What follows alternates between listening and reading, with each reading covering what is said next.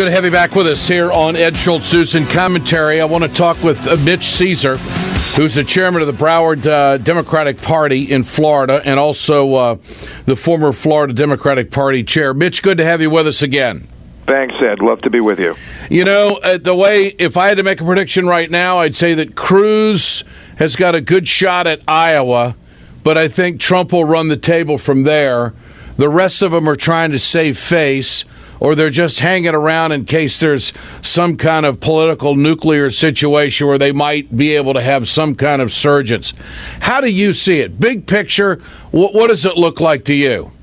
Big picture, I certainly agree with you. I think that Cruz is doing everything he can to win Iowa because it's his only chance to stay alive and fight another day. I think all the others are really out of it already. But I do think at the end of the day, and I wouldn't have said this 3 months ago, I think Trump's going to be the nominee. And frankly, from a Democratic perspective, I don't know if that's good or bad.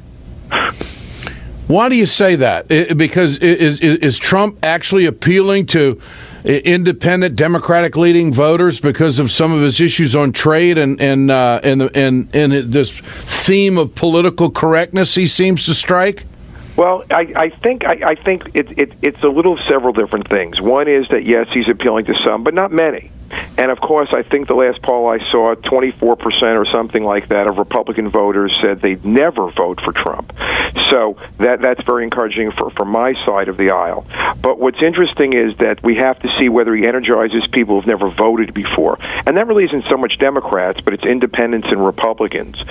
If he could energize a new universe, in effect, for turnout, that could make this, a very challenging situation. But he's yet to prove it. I think Iowa will be his first chance because that's a caucus state. That's where they have to come out and stand in the cold for hours. Let's see how committed these super infrequent voters are. Okay, Florida. Trump play well in Florida? Better than Bush? Better than Rubio? Well, the first thing we have to remember, and I've talked about this, is that Bush made a gigantic miscalculation, but it was intelligent at the time, making Florida winner-take-all primary for the Republicans. So all the delegates are whoever gets one more vote than anybody else wins everything, the whole group statewide, the whole number. Obviously, he was the presumptive favorite at the time. Now it looks like I don't think anybody's going to catch Trump in Florida. A new poll came out yesterday saying that Trump was at 48%. Cruz was at 16, obviously very remote. Rubio was 11, and Bush at 10. These are Florida numbers? Yes, these are Florida numbers specifically. In a new poll they came out within the last 24 hours, which shows Trump winning big here, which means, again, remember, it used to be by congressional districts, so they could have split it up, and he still would have won, but instead of having, twice as many, he may have 4 times as many votes, Trump. So that was, the Florida legislature did Bush a favor, and in the end they did him no favor. Right now, Trump is running very, very big in Florida, and I think he'll come into Super Tuesday, which we're part of, March 15th, rolling along, heading into the South. So when did the legislature change the dynamics of the voting for the primary in Florida? They did that last year in the 2015 session, making it a winner-take-all, which was very unusual, clearly a favor to Bush.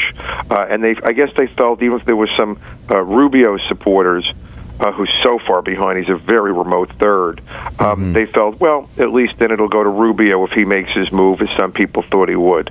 The problem is this has come back to bite them very badly. What's the establishment going to do about Trump, if anything? Are they just going to let this play out and go to the election with him? Well, I think the establishment in the Republican Party is trying now to make nice with him. But as when you're in elementary school and got a report card and you get an N for conduct, which means needs improvement, I think clearly they don't trust him. And what's interesting is a story just came out of Davos, which is where the world business leaders meet, and they were very specific. This is a very breaking piece of news in which they said, we don't want Trump, and they actually said, we think he's bad for business worldwide. So that's a very interesting distinction. Is that meeting going on now? Is that economic meeting going on now? Yes. Yes, so in Davos, Switzerland, and who's meeting the big economic powers? Yes, there's a story on Bloomberg that just came out, and that's the headline. I'm not reading the headline, but I'm paraphrasing more or less that world business leaders think Trump hurts business is the gist of the general story. Well, that's because he wants to kick butt on China. I mean, he keeps talking about that, and the trade agreements, they're all for the TPP. I mean, I think I'm taking a stab at this. I think that's what it is. Well, maybe he can make Sarah Palin his Secretary of Commerce and put her on the road. That would be real peachy. Can you believe that? Listen, I thought this year was unpredictable, which it's been, and bizarre.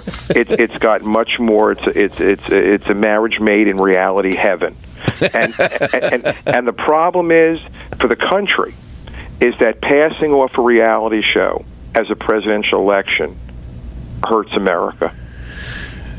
Amazing. Mitch Ceasar, always good to visit. We'll do it again. Stay connected, my friend. Thanks so much. Thank you, Ed. You bet. Chairman of the Broward Democratic Party and also former Florida Democratic Party chair. Now, that really throws a monkey into the wrench, doesn't it? I mean, now you got world business leaders that don't want Trump. That'll be a big story today because that's a talker. There's no question about it. And it's also interesting that the Florida legislature, we forgot about that they made that move in 2015, setting up for Bush so he could clear the table because they thought because of his super PAC backing that he was going to be able to get a quick run to the nomination. Ain't going to happen. Now it's the worst thing that could ever happen to both he and Rubio. This is Ed Schultz News and Commentary. We're back tomorrow.